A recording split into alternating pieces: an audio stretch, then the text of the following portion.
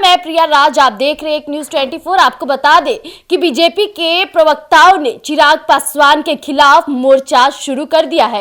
हालांकि जिस तरह से बिहार विधानसभा चुनाव नजदीक आ गया, इसे मद्देनजर रखते हुए हर एक नेता सक्रिय हो चुका है, लेकिन कहीं ना कहीं चिराग पासवान के लिए खतरे की घंटी बज गई है, क्योंकि बीजेपी का लगातार चिराग पासवान पर कटाक्षे करना और उनके खिलाफ मोर्चा शुरू करना बहुत बड़ी बात हो जाती है। तो आज इन्हीं तमाम मुद्दों पर बातचीत करने के लिए हमारे साथ दो सहयोगी मौजूद हैं, विकास और श्रेया। तो सबसे पहले विकास, क्या कहना चाहेंगे?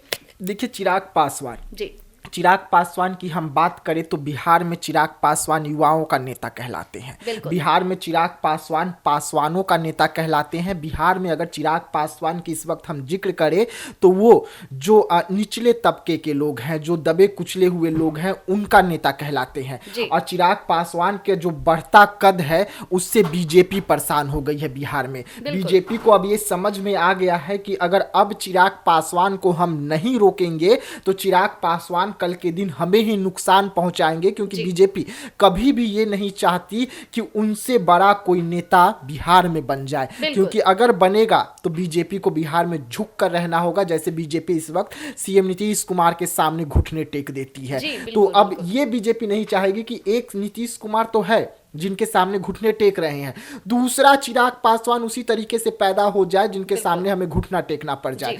तो ये बीजेपी जो है, यही कारण है कि अब बीजेपी बुरी तरीके से चिराग पासवान को दबदबा को कम करने के लिए, उनको नीचा दिखाने के लिए कोई कसर नहीं छोड़ रही है। हर एक प्रयास कर रही है कि चिराग पासवान को किस तरीके से घेरा जाए। अपने ही चिराग पासवान जो मोदी के हनुमान कहलाते हैं, उस हनुमान को किस तरीके से रोका जाए, क्योंकि अब जो चिराग पासवान के बीते दिनों से जो कदमें उठा रहे हैं वो काफी खतरनाक है। खतरनाक किसके लिए है? एनडीए के लिए है, क्योंकि चिराग पासवान लगातार जो बयान दे रहे हैं वो बयान एनडीए के खिलाफ जा रहा है। और किसके मंत्री हैं? एनडीए के मंत्री हैं, केंद्र सरकार के मंत्री हैं, मोदी के हनुमान है। वैसे में अगर मोदी के हनुमान मोदी सरकार के खिलाफ ही मोर्चा खोल दे तो सवाल उठना लाजमी हो जाता है। और यही कारण है कि अब तमाम इंटरनेशनल चैनल से लेकर जो भी चैनल हैं, सब ये खबरें चला रहे हैं कि चिराग पासवान एनडीए का साथ छोड़ सकते हैं। लेकिन इसको लेकर चिराग पासवान ने क्लियर कर दिया कि हम एनडीए में हैं, एनडीए में रहेंगे और एनडीए में ही रहेंगे, कभी साथ नहीं छोड़ेंगे। लेकिन बीजेपी के जो प्रवक्ता है, आज जो मोर्चा खोले हैं चिराग पासवान के खिलाफ, ये हैरान करने वाली है। अब बीजेपी के प्रवक्ता जो हैं वो चिराग पासवान और उनकी पार्टी को बिहार में घेर रहे हैं, आईना दिखा रहे हैं और साफ तौर पे कह रहे हैं कि बीजेपी के खिलाफ इस तरीके से बगावती तेवर जो है हम बर्दाश्त नहीं करेंगे। बीजेपी के खिलाफ जो आप बोल रहे हैं, उनके पार्टी के खिलाफ जो आप बोल रहे हैं, हम बर्दाश्त नहीं करेंगे। गठबंधन का जहां तक बात है तो गठबंधन में पशुपति पारस जो है वो बीजेपी का हिस्सा है, गठबंधन का हिस्सा है, एनडीए का हिस्सा है।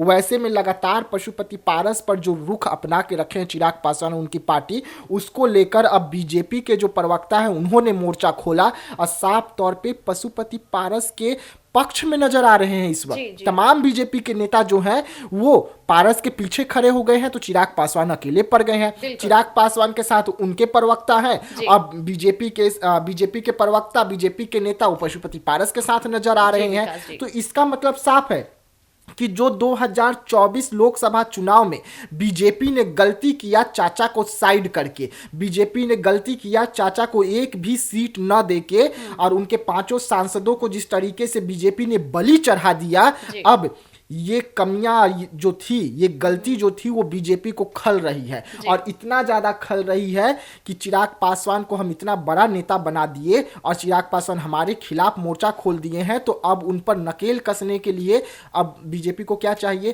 पारस जी चाहिए। पारस जी इसलिए क्योंकि वो भी पासवान समाज से हैं, पासवान समाज के नेता हैं। वैसे में अगर कोई चिराग पासवान के सामने दमखम के साथ खड़ा हो सकता है तो वो पशुपति पारस।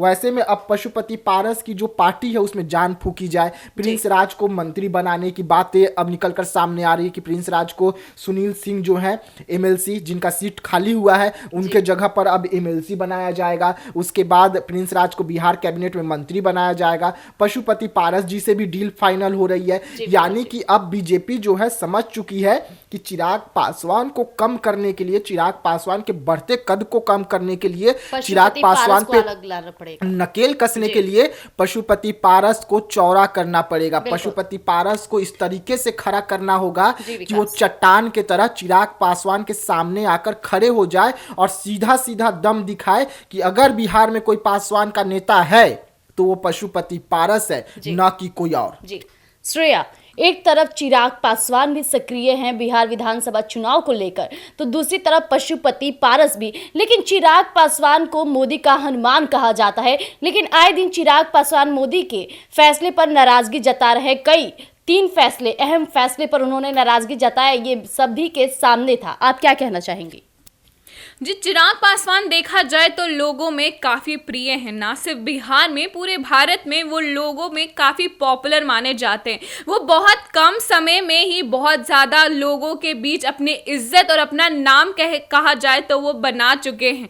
इस पर वो प्रधानमंत्री नरेंद्र मोदी से भी कुछ समय पहले तक हर बात पर राजी देखे जा रहे थे। वो देखे जा रहे थे कि वो किस तरीके से उनके साथ सहमति के साथ रहते थे और उनकी सांसद को कहा जाए तो वो भी उनके बहुत पक्ष में दिखाई देती थी। पर हाल ही में देखा जाए तो वो भी काफी सारे फैसले से वो नाखुश देखे जा रहे हैं, जिसके कारण से वो उसके काफी नाखुश देखे जा रहे थे। इस पर उन्होंने अपना बयान भी दिया था कि वो SC/ST आरक्षण की बात हो या फिर उनके अलग अलग मुद्दे पे वो हर तरीके से विपक्ष में नजर आ रहे थे। तो जब बीजेपी ने देखा कि उनका दबदबा किस तरह बिहार में बना हुआ है तो उसको पीछे करने के लिए अब वो नई रणनीति अपना रही है। जैसे कि उन्हें देखा जाए तो कि किस तरीके से कहते हैं ना, बनाने वाला ही उसे मिटा भी सकता है। तो बीजेपी के, जैसे कि उन्होंने अभी भी कुछ समय पहले कहा है कि वो NDA के द्वारा खड़े रहेंगे उसी के विधानसभा चुनाव के लिए भी।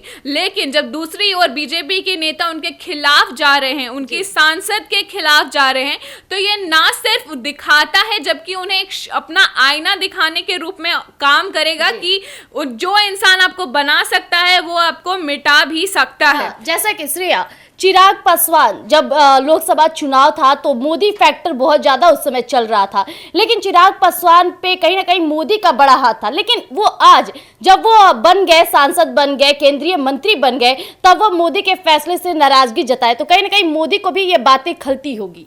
बिल्कुल, ये जरूर बहुत सही बात है कि जिस तरीके से जिस इंसान ने आपको शुरू से अंत तक आपका साथ दिया, आपके ऊपर अपना हाथ बनाए रखा, वो भी कोई छोटे मोटे इंसान नहीं, प्रधानमंत्री नरेंद्र मोदी, जिनकी पूरी सत्ता है कहा जाए तो भारत और विदेश में भी उनकी काफी इज्जत है। और वो इंसान जब उन्हें इतना आगे बढ़ते हुए देखना चाह रहे थे, उन्हें अपना हनुमान मानते थे, तो जब उनके तरफ से ऐसी बयानबाजी सामने आई तो उन्हें खास तौर पर काफी बुरा लगा होगा और ठेस पहुंची होगी। हालांकि देखे जाए तो चिराग पासवान के भी कुछ जो सांसदी निजी मामले थे वो ठीक नहीं दिख रहे थे। उनके सांसद उन्हें छोड़ने वाली बात भी एक तरफ सामने आ रही थी। और पशुपति पारस, जिनके साथ उनकी रिलेशन कहा जाए तो ठीक नहीं है, उनसे वो दोनों बिल्कुल अलग पार्टी से बिलोंग करते हैं, फिर भी जो जहां पशुपति पारस ने जहां उनके खिलाफ थे उसे बीजेपी ने उन्हीं के ऊपर इस्तेमाल कर लिया, उनके सामने लाके खड़ा कर दिया।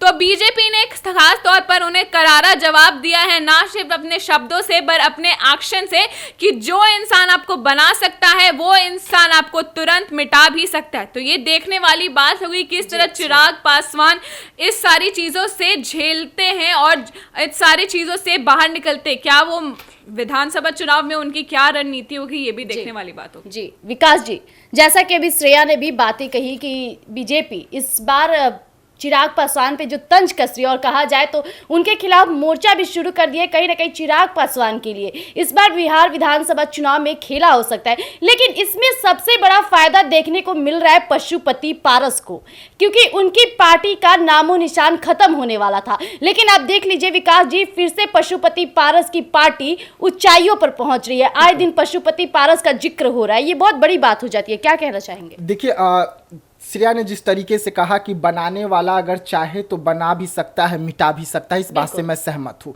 प्रधानमंत्री नरेंद्र मोदी चिराग पासवान को जहां तक ले गए, अगर प्रधानमंत्री नरेंद्र मोदी चाहेंगे तो चिराग पासवान को मिटा भी सकते हैं, बिहार में सिर्फ सीमित कर सकते हैं, और इसका खामियाजा चिराग पासवान को भुगतना भी पड़ेगा।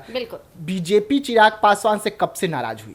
देखिए, राष्ट्रीय कार्यकारिणी की बैठक होती है रांची में चिराग पासवान, ऐलान होता है कि चिराग पासवान को फिर से एक बार राष्ट्रीय अध्यक्ष चुना गया है, और वहां से चिराग पासवान ऐलान करते हैं कि अब हम पार्टी का विस्तार चाहते हैं। हम हर ये क्षेत्र हैं जहां पे चुनाव होने वाली है, जो राज्य है, वहां से हम अपने उम्मीदवार को उतारेंगे। अगर एनडीए का मैं हिस्सा हूं, अगर एनडीए चाहेगी तो एनडीए के तहत हमें सीट दे, और अगर नहीं तो मैं अकेले अपने दम पर चुनाव लड़ने के लिए तैयार हूं। और इसी के बाद पशुपति पारस का अमित शाह से मुलाकात और वो तस्वीर निकलकर सामने आना, यानी कि सब कुछ अब चाणक्य के हाथ में है। मोदी के हनुमान चिराग पासवान तो मोदी के चाणक्य माने जाते हैं अमित शाह, बीजेपी के चाणक्य माने जाते हैं अमित शाह। और अमित शाह ने अगर मुलाकात की है पशुपति पारस से, प्रिंस राज से, तो हर मुद्दों पर बात हुआ होगा। उस बैठक में एक एक बिंदु पर बात हुआ होगा, और बात हुआ होगा कि बढ़ते दबदबा को कैसे रोका जाए। बात ये भी हुआ होगा कि चिराग पासवान को अब कैसे रोका जाए, और यही कारण है कि पशुपति पारस जो है अब वो अभिनेता की तरह एक बार फिर से सामने आ रहे, उभर कर सामने आ रहे। देखिए, आज भी जब हम पशुपति पारस के कार्यालय में पहुंचे थे तो वहाँ पे श्रवण अग्रवाल जी मिले। हमें क्या कहे श्रवण अग्रवाल जी कि हम एनडीए का हिस्सा है, कोई अगर कुछ कहता है तो उससे हमें कोई फर्क नहीं पड़ता है। जो कहते थे कि ठीक है देखा जाएगा, हम पूरे विधानसभा सीट पर अपने उम्मीदवार को उतारेंगे, आज वो तन के कह रहे हैं कि हम एनडीए का हिस्सा हैं, हम एनडीए के लिए चुनाव लड़ेंगे। तो भाई कहीं ना कहीं कुछ ना कुछ इशारा हुआ है तब ना। विकास जी, ये साफ तौर पे देखने को मिल रहा है कि अगर पशुपति पारस एनडीए का हिस्सा नहीं होते तो उन्हें कद्दावर बीजेपी के नेताओं से उठना बैठना नहीं होता, और दिल्ली जाना, अमित शाह से मुलाकात करना, ये कोई छोटी बात नहीं होती है। बिल्कुल बिल्कुल। देखिए, पशुपति पारस को मैं सुबह भी जिस तरीके से कहा था कि पशुपति पारस इंडिया का हिस्सा है, हमेशा रहेंगे, इस बात पर अब बीजेपी भी मुहर लगा रही है कि वो एनडीए का हिस्सा है और एनडीए का हिस्सा ही रहेंगे।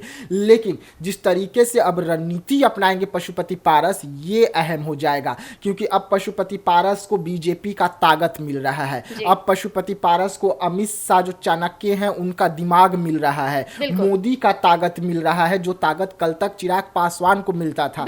अब वो ताकत पशुपति पारस को भी अगर मिल रहा है तो पशुपति पारस की रणनीति, पशुपति पारस का सोच, पशुपति पारस की पार्टी की रणनीति, ये बिहार में काफी अहम हो जाएगी। किस तरीके से अब चिराग पासवान को रोका जाएगा, किस तरीके से चिराग पासवान पर नकेल कसा जाएगा, ये अहम हो जाती है। लेकिन कहते हैं ना कि चिराग पासवान है। जब चिराग पासवान के पास कुछ भी नहीं था तो वो चिराग पासवान थे, और अब उनके पास सब कुछ है तो भी वो चिराग पासवान है। तो चिराग पासवान ये सब चीजों से कैसे उभरते हैं, ये सभी कठिनाई जो अभी सामने आ रहे हैं उससे कैसे निपटते हैं, ये काफी अहम होगा।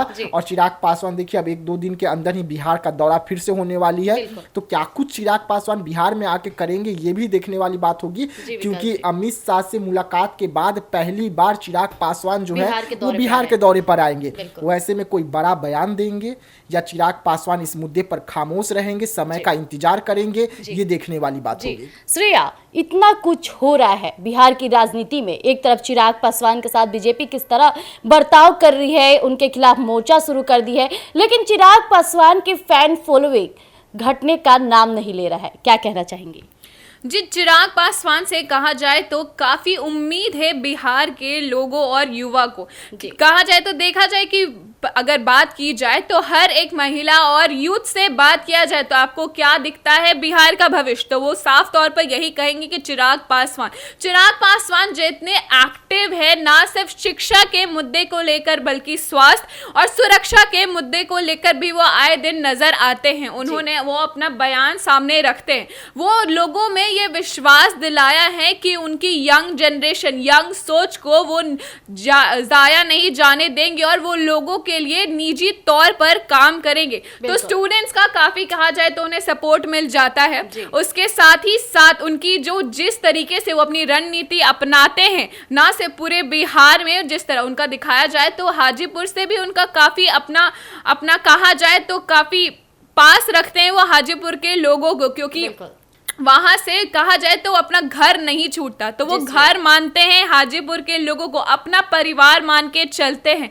तो कहा जाए कि वो प्रेम है, वो इज्जत है जो उनको आज भी सबसे अलग हट के एक बहुत पॉपुलर नेता बनाती है। तो ये देखने वाली बात हुई जिस तरीके से कहा जाए तो अगर बीजेपी उनका सबसे बड़ा हाथ थी, अगर वो अपना हाथ हटा लेती है उनसे तो ये उस तरीके से उस सदमे से कहा जाए तो किस तरीके से बाहर निकलेंगे और वो किस तरीके से डील करके अपनी जगह अभी भी क्या वो बनाए रखेंगे सत्ता में, ये देखने वाली बात हो जाती है। तो जैसा कि अभी आपने हमारे दोनों सहयोगियों को सुना, विकास, श्रेया, हमने कई मुद्दों पर बातचीत की। इस दौरान ये भी बातें निकलकर सामने आई कि चिराग पासवान बीजेपी को जिस तरह से बीजेपी उन्हें आगे लाया, लोकसभा चुनाव में आपने देखा होगा कि आए दिन जब वो मोदी के साथ नजर दिखते थे तो किस तरह दोनों का बर्ताव था, लेकिन आए दिन चिराग पासवान के बदले बर्ताव के चलते पशुपति पारस को सबसे बड़ा फायदा देखने को मिल रही है और इसका पूरा असर बिहार विधानसभा में होगा। लेकिन आपको बता दें कि अमित शाह से मुलाकात के बाद अब चिराग पासवान बिहार के दौरे पर आ रहे हैं। क्या पशुपति पारस और अमित शाह के मुलाकात पर वो अपनी चुप्पी तोड़ेंगे, कुछ बड़े फैसले लेंगे या फिर खामोशी की तरफ बिहार विधानसभा चुनाव में इस बार अपना जलवा दिखाएंगे? तब तक के लिए बने रहिएगा, इजाजत लेना चाहेंगे। धन्यवाद।